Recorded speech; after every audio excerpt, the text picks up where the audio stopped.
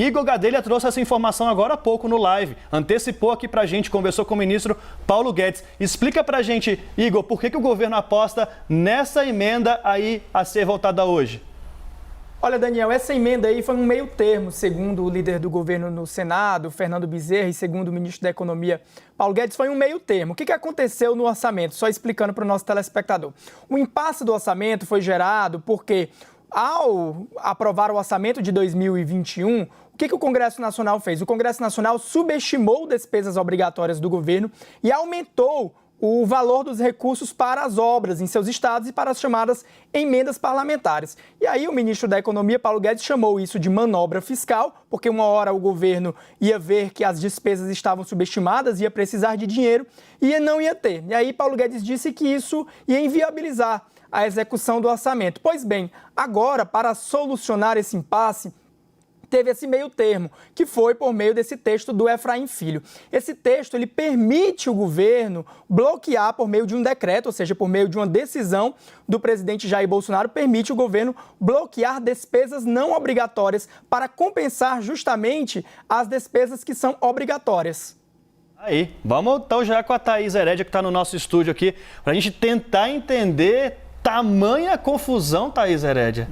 Tem como explicar tudo isso? Eu posso ler todas as mensagens que eu recebi aqui de gente da academia, de especialistas em conta pública, de técnicos que trabalham no Senado, na Câmara, no próprio governo. Eu estou trocando mensagem para tentar entender exatamente essa informação que o Igor nos traz aqui, antecipa para a gente. A primeira coisa importante, a primeira reação que eu percebi é o seguinte: olha, é importante encontrar uma saída que não provoque nenhuma ruptura nos limites e nas regras que tem aí. Se essa emenda do relator, que o Igor traz aqui agora, ela conseguir fazer isso, já é uma coisa boa. Ou seja, o que não pode acontecer é aprovar ou ter uma peça ali de execução do orçamento que gere insegurança e que deixe ali o governo numa situação que pode haver ruptura dos limites.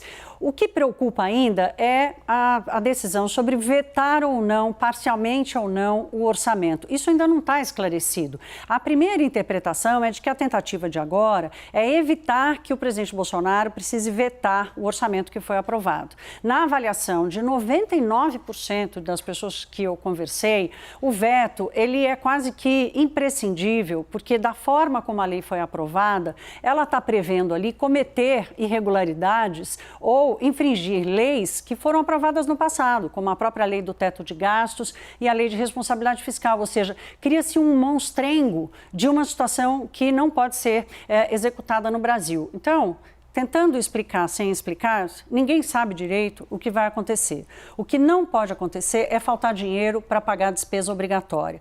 Quanto mais risco isso apresentar para a ruptura das contas públicas, para o aumento da dívida pública ou para um adiamento do controle dos gastos, ali, do rombo dos gastos, mais risco o governo vai ver, por exemplo, na taxa de câmbio ou nos ativos financeiros.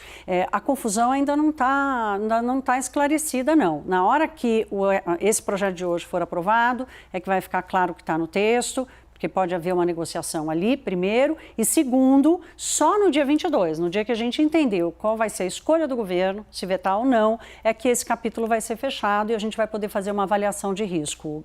Daniel, Marcelo.